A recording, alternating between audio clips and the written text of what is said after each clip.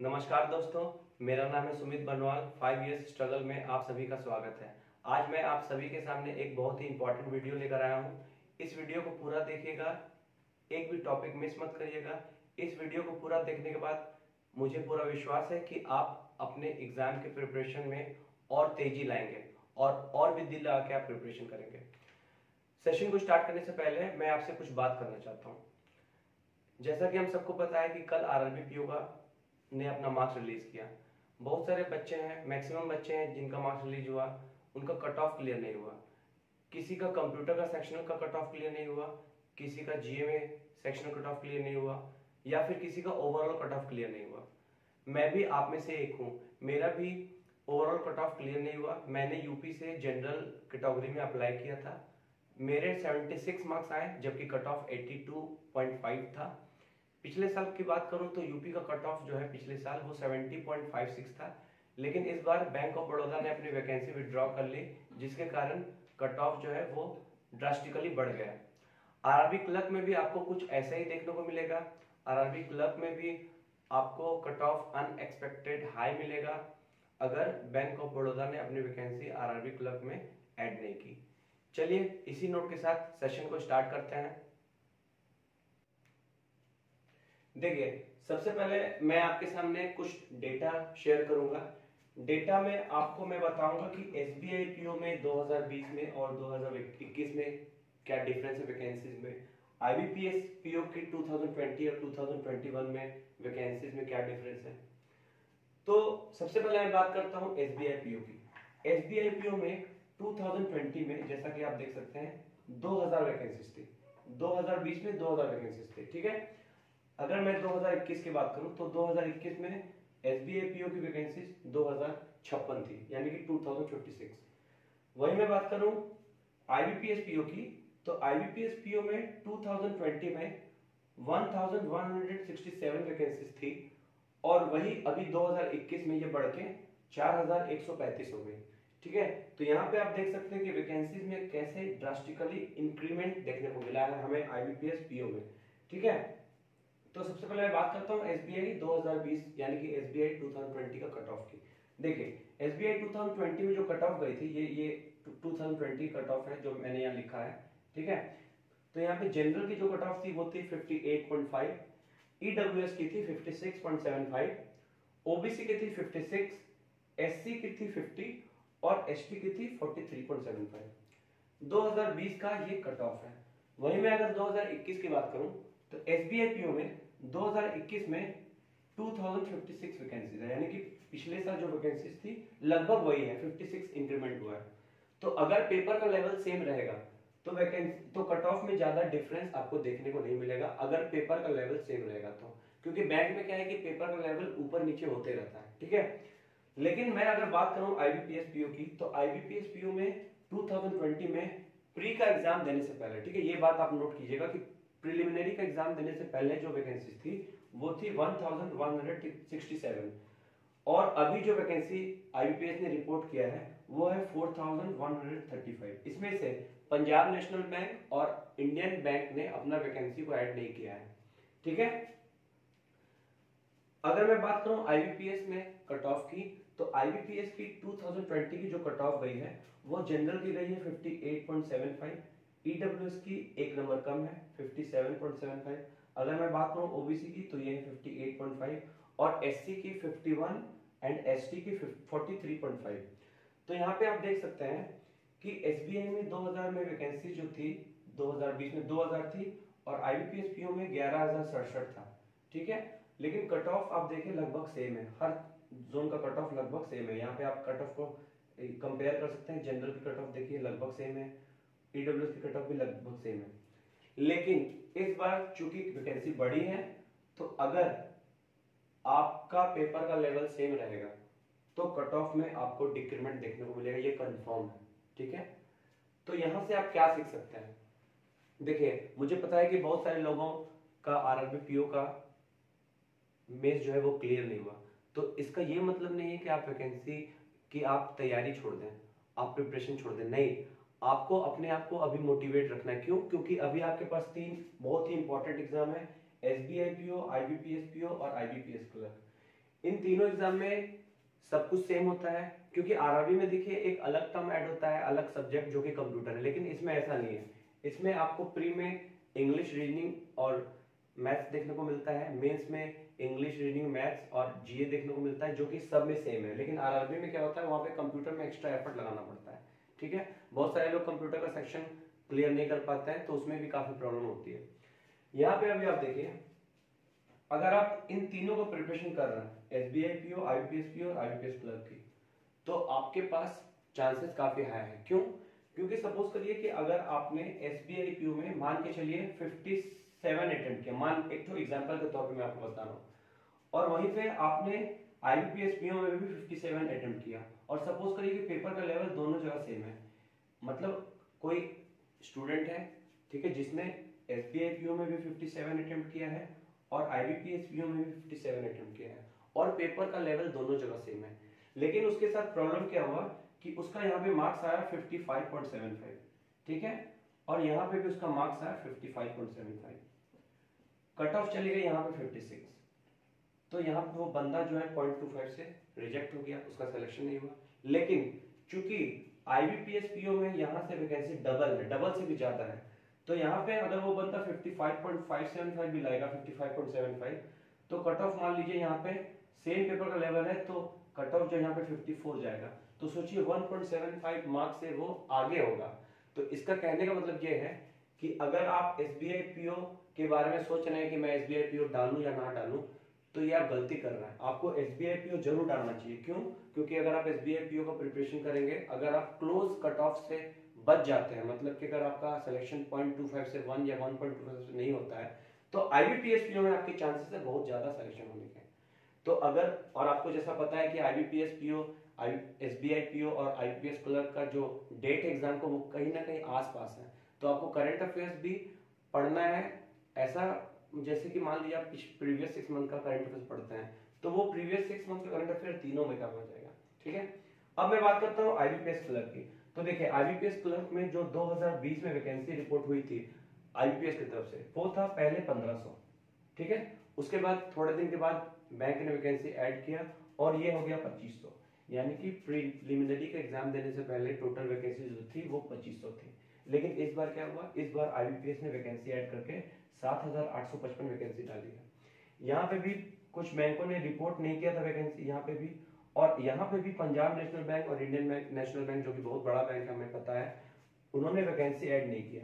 तो अगर ये वैकेंसी ऐड हो जाती है, तो मेरा अनुमान यह है कि कट ऑफ जो है वो 7855 से बढ़ के 10,000 तक हो सकता है। अब ये वैकेंसी प्री के पहले ऐड होगी या प्री के बाद, ये तो बाद में ही पता चलेगा। ठीक है, तो मेरा कहने का मतलब ये है कि अगर आप तीनों का प्रिपरेशन कर रहे हैं, और अगर कोई बंदा एसबीआई पीओ में सेलेक्ट नहीं हो पाया, तो आईबीपीएस पीओ में सेलेक्ट होने के चांसेस हैं।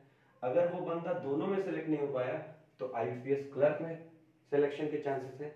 अगर वो तीनों में सेलेक्ट नहीं हो पाया, तो इसका मतलब ये है कि उसने अच्छे से मेहनत नहीं की बस। क्योंकि देखिए, बैंकिंग में कंपटीशन बहुत हाई होता है। मैं खुद बैंकिंग का स्टूडेंट हूँ, अभी मैं एग्जाम देता हूँ। मैंने आज के पहले लगभग 15 से 20 मेंस दे चुका हूँ मैं, ठीक है, क्लर्क का हो, पीओ का हो। लेकिन एसबीआई पीओ में अभी तक मेरा सिलेक्शन नहीं हुआ, क्योंकि प्री में बता रहा हूँ, क्योंकि उसका प्री का कट ऑफ थोड़ा ज्यादा आ जाता है। ठीक है, ये सब बात आपको समझ में आ गई। देखिए, ये बात जरूर आपको लग रहा हो कि सर क्या बता रहे हैं, लेकिन मैं बहुत ही इंपॉर्टेंट चीज बता रहा हूँ, जिससे आपको बहुत हेल्प मिलेगा पढ़ाई करने में, मोटिवेशन में।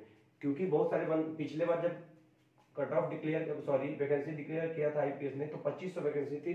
बहुत सारे लोगों ने फॉर्म डाला भी, तो मन से नहीं डाला। लेकिन इस बार जो है वैकेंसी काफी ज्यादा है, तीनों का प्रिपरेशन आप एक साथ कर सकते हैं। और मैं आपको ये बता दूं कि एसबीआई क्लर्क का जो मैं मेंस दे के आया हूं, उसका जो लेवल था वो लगभग पीओ के जैसा था, पीओ से थोड़ा सा कम होगा।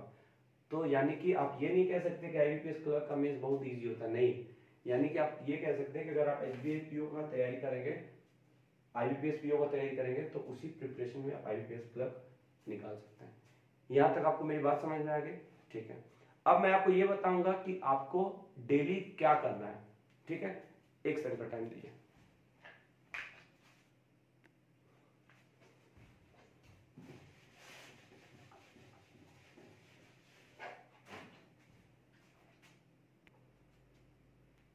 देखिए, अब आपको अपना टाइम स्लॉट कैसे डिवाइड करना है वो मैं आपको बता रहा हूँ। देखिए मुझे पता है कि बहुत सारे टीचर्स ने, बहुत सारे लोगों ने ये आपको बताया होगा कि आपको कैसे टाइम स्लॉट डिवाइड करना है, लेकिन मैं अपना तरीका बता रहा हूँ कि मैंने किस तरह से प्रिपरेशन किया है प्री का, जिससे मेरा प्री क्लियर हुआ इतना सारा। ठीक है, तो आप एक बार देखिए। देखिए आपको पता है कि प्री में जो है वो 3 चीज आता है, रीजनिंग, क्वांट और इंग्लिश। ठीक है, लेकिन मेंस में 4 चीज आता है, reasoning, quant, English and current affairs. तो अक्सर लोग गलती क्या करते हैं कि वो प्रिलिमिनरी में सिर्फ उलझे रहते हैं कि पहले प्री का एग्जाम होगा फिर मेंस का एग्जाम होगा, जब मेंस प्री का रिजल्ट होगा तब मैं करंट अफेयर पढ़ूंगा। ये सबसे बड़ी गलती है।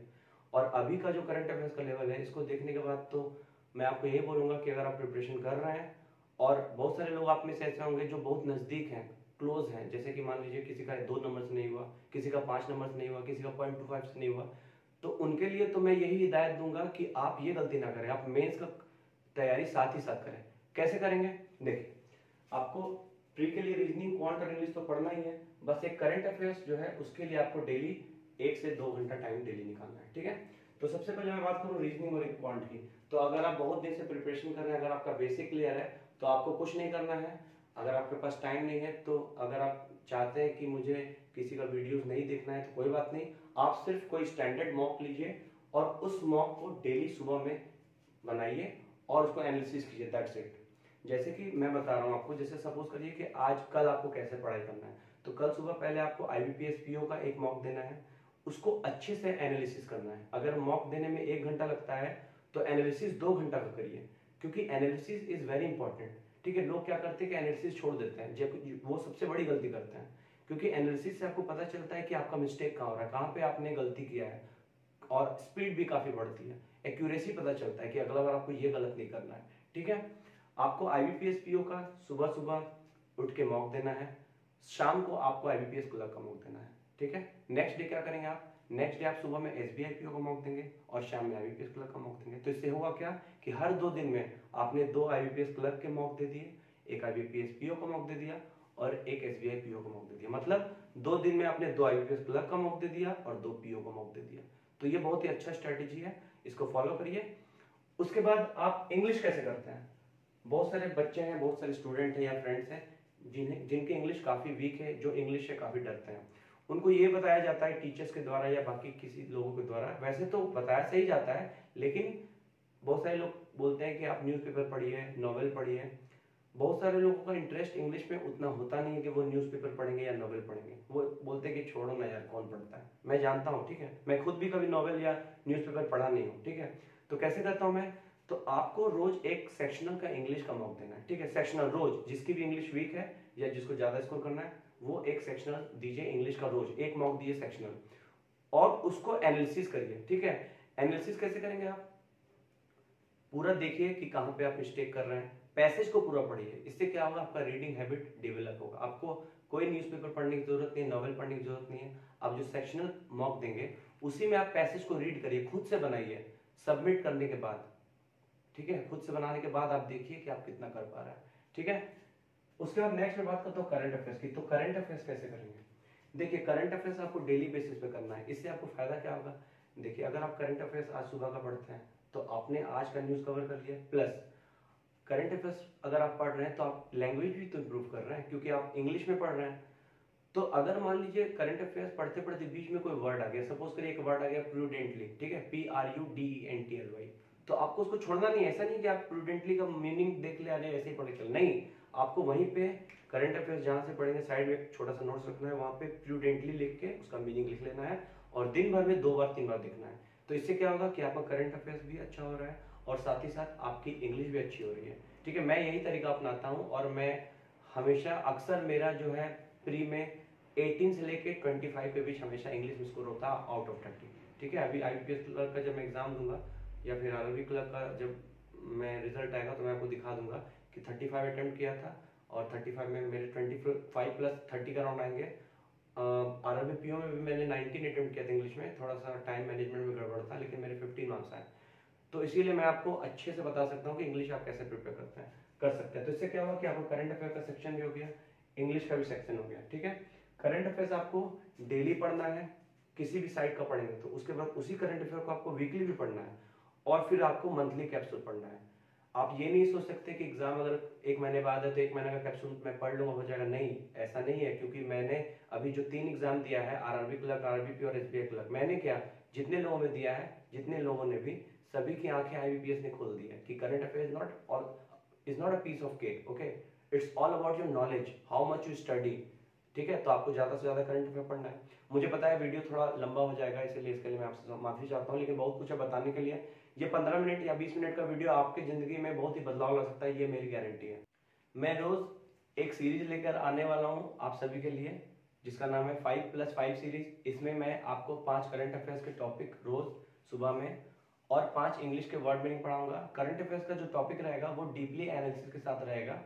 जो रिसेंट एग्जाम आ रहे हैं, रिसेंट एग्जाम हुए हैं, उसमें डीपली क्वेश्चन पूछा गया था, उसी के बेसिस पे आपको मैं करंट अफेयर पढ़ाऊंगा, 5 इंग्लिश के वर्ड मीनिंग पढ़ाऊंगा, और शाम में मैं कोशिश करूंगा कि एक पजल कम से कम, एक डीआई और 5 सीरीज मैं आप सभी के लिए लेकर आऊं।